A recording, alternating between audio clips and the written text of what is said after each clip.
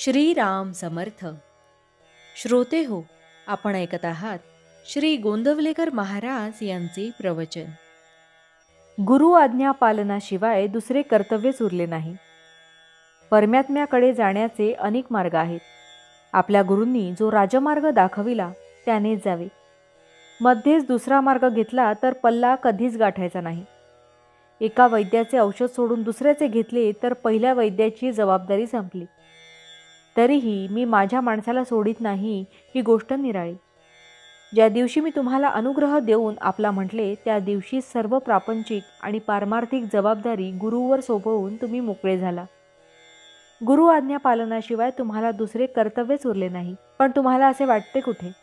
विष हे आमटीत घातले काय किंवा भाजीत घातले काय, दोन्ही त्याज्यच. त्याप्रमाणे अभिमान व्यवहारात असला काय किंवा पारमार्थिक साधनात असला काय, दोन्ही त्याज्यच. मी कोण हे आधी जाणले पाहिजे.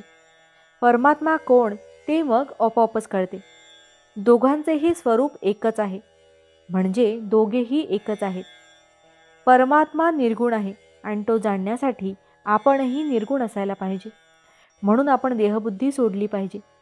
कोणतीही गोष्ट आपण जाणतो म्हणजे आपल्याला त्या वस्तूशी तदाकार व्हावे लागते. त्याखेरीज जाणणेच होत नाही. म्हणून परमात्म्याला जाणण्यासाठी आपणही नको का परमात्मा स्वरूप व्हायला?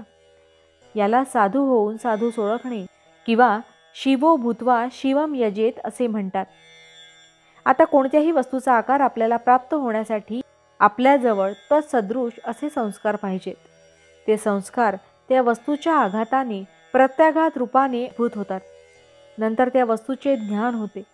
म्हणून परमात्मा रूपाला विरोधी असे सर्व संस्कार घालवून आपण आपले अंतःकरण पोषक संस्कारांनी युक्त केले पाहिजे. जर आपण साधन करून निष्पाप होऊ शकलो तर आपल्याला जगात पाप दिसणे शक्य नाही. देवाच्या गुणाने आणि रूपाने त्याचे गुण आणि रूप मिळेल, पण त्याच्या नामाने तो जसा असेल तसा सर्वच्या सर्व मिळतो. म्हणून नाम हे साधन श्रेष्ठ आहे. आपण भगवंताच्या नामात राहिले पाहिजे. त्यातच जीवनातले सर्व सुख सामावले आहे. याहून दुसरे काय मिळवायचे? मी सुखाचा शोध केला आणि ते मला सापडले, म्हणून मी तुम्हाला त्याचा निश्चित मार्ग सांगेल. तो मार्ग म्हणजे भगवंताचे अनुसंधान होय. मी अत्यंत समाधानी आहे, तसे तुम्ही समाधानी राहा. जे मी सुरुवातीला सांगितले तेच मी शेवटी सांगतो. तुम्ही कसेही असा, पण भगवंताच्या नामाला सोडू नका. अंतकाळी अगदी शेवटी सुटणारी वस्तू म्हणजे भगवंताचे नाम पाहिजे. नामात शेवटचा श्वास गेला पाहिजे. याहून दुसरे काय मिळवायचे? भावार्थ, आपल्याकडून होईल तेवढे नाम घ्यावे, न होईल त्याचा राम कैवारी आहे. जानकी जीवन स्मरण जय जय राम. महारुद्र हनुमान की जय. समर्थ रामदास स्वामी महाराज की जय. सब संतन की जय. श्री अनंत कोटि ब्रह्मांड नायक राजाधिराज सच्चिदानंद सद्गुरु श्री ब्रह्मचैतन्य महाराज की जय. जय जय रघुवीर समर्थ. आता आपण 13 वेळा नामस्मरण करूया. श्रीराम जय राम जय जय राम. श्रीराम जय राम जय जय राम. श्रीराम जय राम जय जय राम. श्रीराम जय राम जय जय राम. श्रीराम जय राम जय जय राम.